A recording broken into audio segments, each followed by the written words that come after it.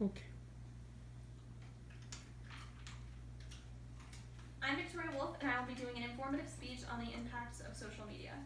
Are you a nervous wreck if you don't have your phone in your hand every minute of the day?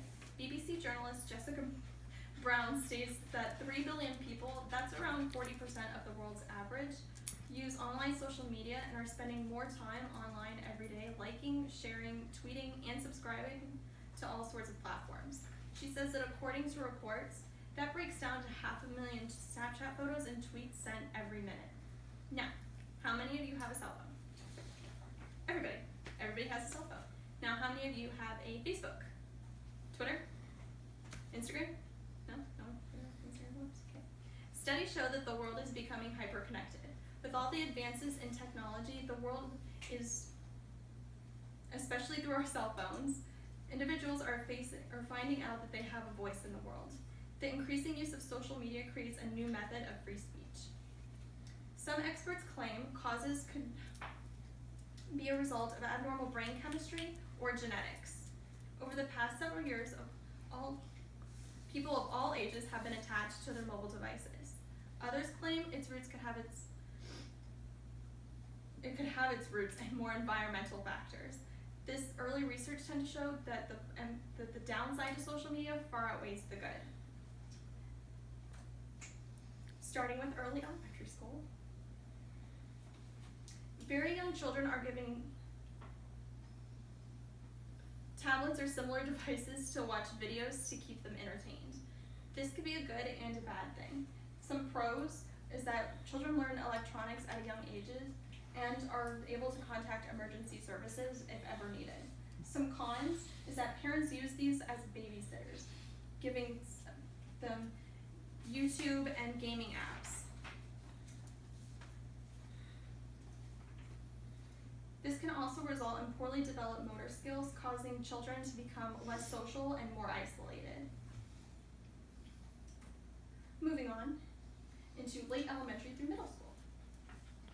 By the time children go into elementary and middle school, they've learned to become connected with Facebook, Twitter, Instagram, and YouTube.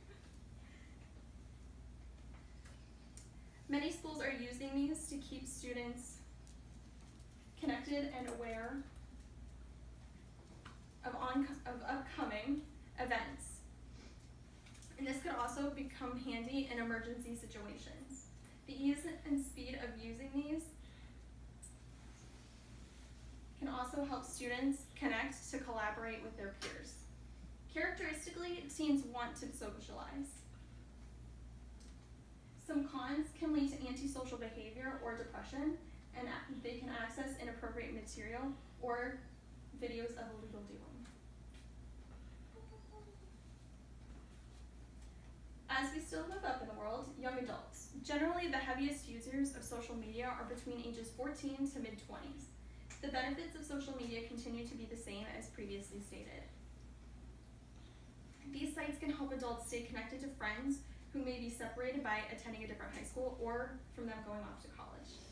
The negative, it comes when teens become addicted to their need to be connected. They have already learned that they can post harmful messages about one another and that they can video activities of wrongdoing or illegal acts with little to no punishment.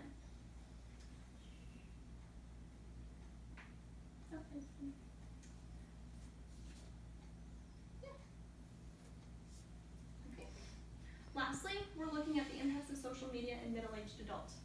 The week 2018 addressed the influence of social media before going to bed, saying analyzing the data of 91,000 middle-aged people, researchers found people with poor sleep hygiene, such as checking Facebook late at night, were 6% more likely to suffer from depression, 11% more likely to be bipolar, and 10% more likely to compare their own happiness to others.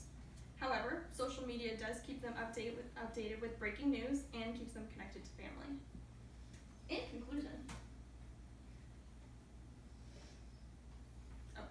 In conclusion, there are countless pros and cons to the use of social media throughout all of the age groups.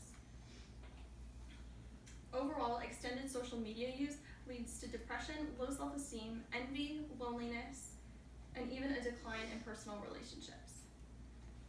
Some ways social media can be destructive is focusing on likes. Teens' need to gain likes on social media can cause them to make decisions that they wouldn't normally make. This includes altering their appearance, engaging in negative behaviors, and accepting risky online social media challenges. Cyberbullying. Teen girls especially are at risk of being bullied on social media, but that doesn't mean boys are immune. Cyberbullying is associated with depression, anxiety, and greater risk of suicidal thoughts. Less FaceTime.